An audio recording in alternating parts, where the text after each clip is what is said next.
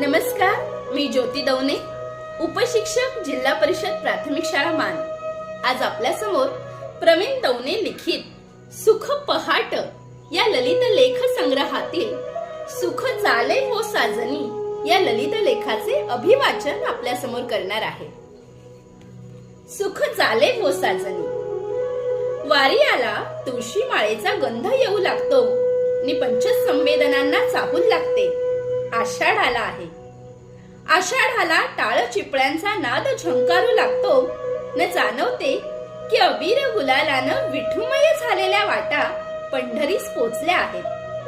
प्रत्येक विष्णुदासाच्या डोळ्यात चातक जागा होतो न केवळ नाममय झालेलं अस्तित्व संपूर्ण जन्माची ओंजळ करीत वाटुली पाहू लागतं। विठू करुणेचं चांदणं केव्हा ओसंडू लागेल, शतका शतकांचे उंबरठे ओलांडत कुठलंही लिखित आवतन नाही, लौकिक मानसन्मान नाही, आल्या गेल्याची नोंद नाही। काळजात ज्ञानू तुकया नामा जना सावता जागा करीत अवघ्या विश्वानं चकित व्हावं असं आश्चर्य पंढरीला नुसतं प्रवाही होत असतं। जन्मोजन्मीच्या पुण्याईनं एकादशीच्या दिवशी श्रीमुख दिसलंच तर मुक्तीची अनुभूतीच, नाहीतर राऊळाचा कळसू देखिला तरी उरात वैकुंठ कल्लोळ जागा होतो। ही साधच वेगळी, जाणण्यासाठी तर्क नको, हवं एक व्याकुळ वासराचं काळीज, हवी भंगलेल्या तप्त भूमीची मेघुराजाच्या ओढीची आर्तता। अशी केवळ अलौकिकाला परमालिंगन देण्याची तहान जेव्हा रंध्रारंध्रात पालवते तेव्हाच त्या सर्व सुखाच्या आगरांचं रूप संवेदनांमध्ये अभंग होतं। तेव्हा त्या लेकुरवाळ्या दृष्टीचीच ओवी होते, तेव्हाच प्रत्येक क्षणाचा हरिपाठ होतो।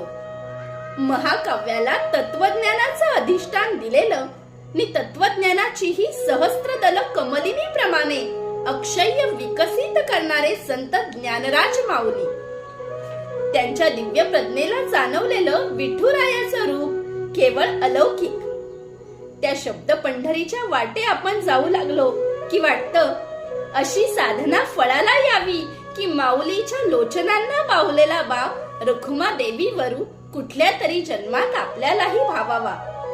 पण तोवर ही साथ माऊलीच्या शब्दांची ही एवढी तरलता, पहाटची पहिली लालच साहूल गुंफल्यासारखी। नंतर येणाऱ्या रविबिंबाचं निमंत्रण तीत आहेच, पण तत्पूर्वीची कोवळीक आहे ज्ञानोबांच्या काव्यात। साक्षात विठूच्या दर्शनानं सुख झाले वो साजनी ही भावावस्था। तर हा बरवा विठ्ठल भेटला तरी कशामुळे, तर एकच उद्गार, बहुत सुकृताची जोडी मनोनी विठ्ठल आवडी। या साक्षात परब्रह्माचं अरूप लावण्य रूपात कोरावं ते संतांनीच। लावण्य कसे तर अगणित। आतापर्यंत आपण गणित मर्यादित ठेवलं होतं ते फक्त स्थूलापुरतं, परंतु ज्ञानदेवांनी लावण्य ही अंतरीची दिव्य तेजानं झळकणारी जाणीवही आपल्यासारख्या हरिभक्तांसाठी शब्दात आणली। असं स्वयंभू सावळं अवकाश साक्षात व्यापून उरलेलं जाणवताना विठुरायाची हृदगंधी चाहूल आपल्याला मिळून जाते।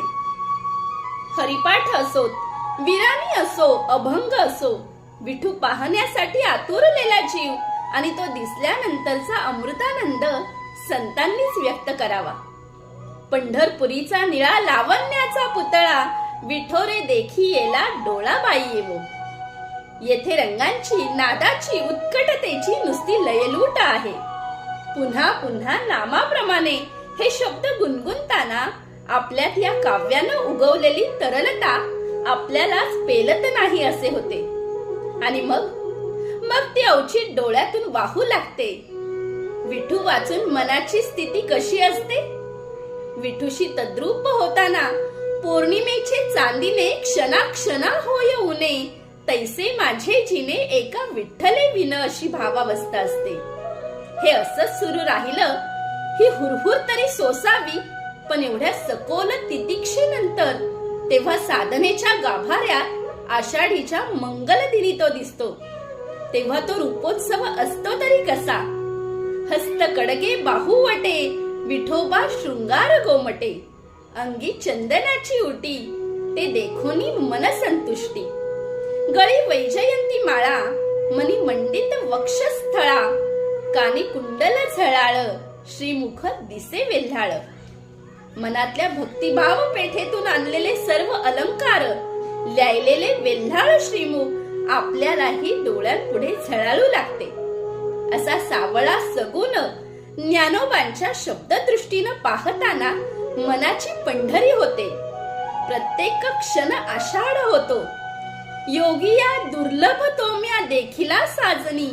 पाहता पाहता मनान पुरेची क्षणी. देखिला देखिला माय देवाचा देवो. फिटला संदेहो, निमाले दुजेपण. द्वैत भाव ओघळला, सर्व संदेह फिटले. आणि कितीही कितीही वेळा त्या योगिया दुर्लभ अशा रूप लाघवाला पाहिलं तरी मन भरतच नाही. अशी ही भावावस्था. वारकरी नेत्रानं या पंढरी रायाला पाहताना आपल्या उत्कटतेचंही सार्थक होतं. माऊली तर म्हणतात, विठ्ठल यात्रे जाती व माये, त्यांचे धरीन मी पाये. आणि आला आला तो क्षण आला, अगदी अगदी पुढ्यात. सभाग्य अभ्यंतरी, अवघा व्यापक मुरारी. अशी ही स्थिती झाली. अमृताचा घनू बरसू लागला आणि दिवसच सोनियाचा झाला. आजी सोनियाचा दिनू, वर्षे अमृताचा घनू. असा हा आनंद आनंद आणि आनंद.